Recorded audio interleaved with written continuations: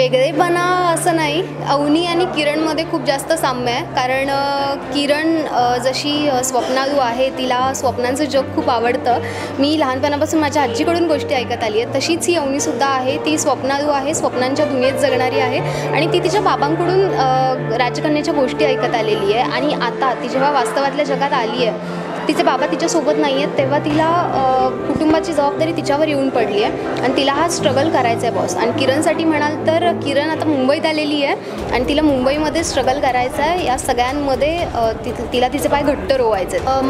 मी मूळची साताऱ्याची आहे आणि मला भाषा बोलायची ती विदर्भाची. सो हे माझ्या पुढे एक संकट म्हटलं तरी चालेल असंच होतं. कारण मला चुकीचं काही करायचं नव्हतं, कोणाच्या भावना दुखवायच्या नव्हत्या. सो अजूनही मी प्रयत्न करते आहे भाषेवर. सो ते काम चालूच आहे. मला गणेश सर म्हणून आहेत जे मार्गदर्शन करतात भाषेबद्दल. मी कायम विचार करायचे की आर्मी मॅन्स जे आहेत किंवा ते सीमेवर राहून देशाचं रक्षण करत असतात, पण तसंच पोलीससुद्धा इथे आपल्यासोबत राहून आपलं रक्षण करत असतात. सो मी कायम विचार करायचे की जेव्हा अशी एखादी गोष्ट दाखवतात, ती गोष्ट प्रेझेंट करण्यासाठी हिरोचा वापर केला जातो. पण हे महेश कोठारे सरांची खूप चांगली कन्सेप्ट आहे की ते एक मुलगी प्रेझेंट करते आहे. सो हे खूप चॅलेंजिंग आहे. सो पण मी एन्जॉय करते हे अवनीचं कॅरेक्टर आणि त्यासाठी माझं स्टडीसुद्धा चालू आहे. हो, मी पोलीस स्टेशनला जाऊन आले, त्यांना भेटले, त्यांच्या स्टोऱ्या पण ऐकल्यात मी खूप साऱ्या आणि चालू आहे. पहिल्यांदा खूप बर्डन आलं होतं, पण नंतर खूप छान वाटलं. इवन फक्त किशोर कदम सरच नाहीत तर बाकीचे सुद्धा जे सहकलाकार आहेत ते सुद्धा म्हणजे जग्गू सर दादा असतील, केदार सर असतील, रीमाताई शीतलताई असेल किंवा आपला जो राजकुमार आहे तो असेल सिद्धार्थ. तर हे सगळ्यांनाच आधी मी पाहिलेलं होतं आणि यातले बरेच कलाकार आहेत जे सिनियर आहेत. सो बर्डन होतंच काम करताना, पण हे सगळे एवढे पॉझिटिव्ह आहेत ना की मला खरं तर एनर्जी मिळत असते यांच्यासोबत काम करताना.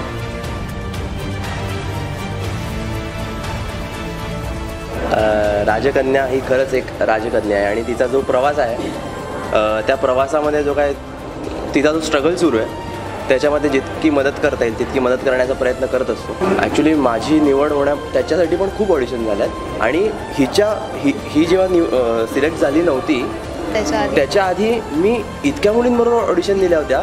मला वाटलं आता चला ही होईल, चला बाबा आता ही होईल, नाहीच कोणीच सिलेक्ट होईल आणि शेवटी ही आली आणि हिचं झालं आणि असं मी थँकफुल होतो.